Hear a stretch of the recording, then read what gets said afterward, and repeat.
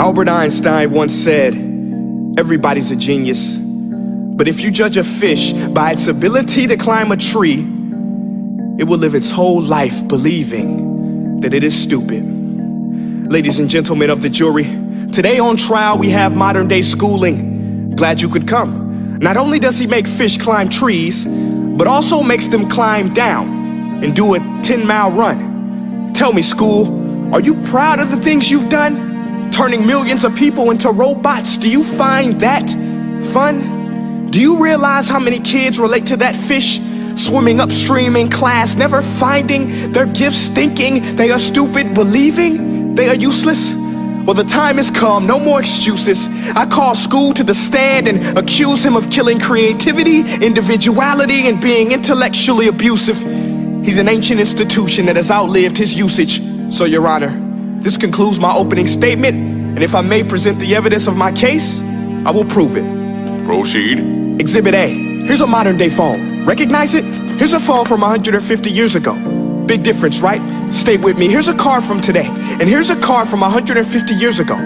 Big difference, right? Well, get this. Here's a classroom of today, and here's a class we used 150 years ago. Now, ain't that a shame? In literally more than a century, nothing has changed. Yet you claim to prepare students for the future? But with evidence like that, I must ask, do you prepare students for the future or the past? I did a background check on you and let the record show that you were made to train people to work in factories, which explains why you put students in straight rows, nice and neat, tell them sit still, raise your hand if you want to speak, give them a short break to eat, and for 8 hours a day, tell them what to think. Oh, and make them compete to get an A letter which determines product quality, hence grade A of meat. I get it. Back then, times were different. We all have a past. I myself am no Gandhi. But today, we don't need to make robot zombies. The world has progressed. And now we need people who think creatively, innovatively, critically, independently, with the ability to connect. See, every scientist will tell you that no two brains are the same. And every parent with 2 or more children will confirm that claim. So please explain why you treat students like cookie cutter frames or snapback hats, giving them this one-size-fits-all crap. Watch your language. Sorry, Your Honor, but if a doctor prescribed the exact same medicine to all of his patients, the results will be tragic. So many people would get sick, yet when it comes to school, this is exactly what happens, this educational malpractice, where one teacher stands in front of 20 kids, each one having different strengths, different needs, different gifts, different dreams, and you teach the same thing the same way? That's horrific. Ladies and gentlemen, the defendant should not be acquitted. This may be one of the worst criminal offenses ever to be committed. And let's mention the way you treat your employees. Objection. Overruled. I want to hear this. It's a shame. I mean, teachers have the most important job on the planet, yet they're underpaid? No wonder so many students are short-changed. Let's be honest, teachers should earn just as much as doctors, because a doctor can do heart surgery and save the life of a kid, but a great teacher can reach the heart of that kid and allow him to truly live. See, teachers are heroes that often get blamed, but they're not the problem. They work in a system without many options or rights. Curriculums are created by policymakers, most of which have never taught a day in their life. Just obsessed with standardized tests. They think bubbling in a multiple choice question will determine success.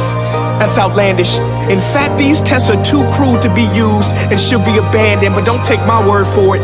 Take Frederick J. Kelly, the man who invented standardized testing, who said, and I quote, "These tests are too crude to be used and should be abandoned." Ladies and gentlemen of the jury, if we continue down this road, the results will be lethal. I don't have much faith in school, but I do have faith in people. And if we can customize healthcare, cars, and Facebook pages, then it is our duty to do the same for education, to upgrade it, change it, do away with school spirit, because that's useless. Unless we're working to bring the spirit out of each and every student, that should be our task.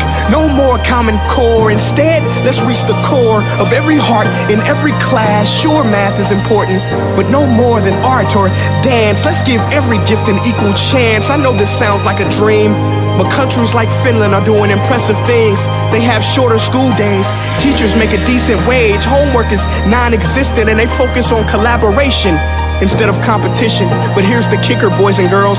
Their educational system outperforms every other country in the world.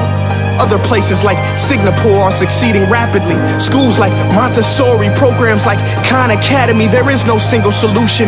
But let's get moving, because while students may be 20% of our population, they are 100% of our future. So let's attend to their dreams, and there's no telling what we can achieve.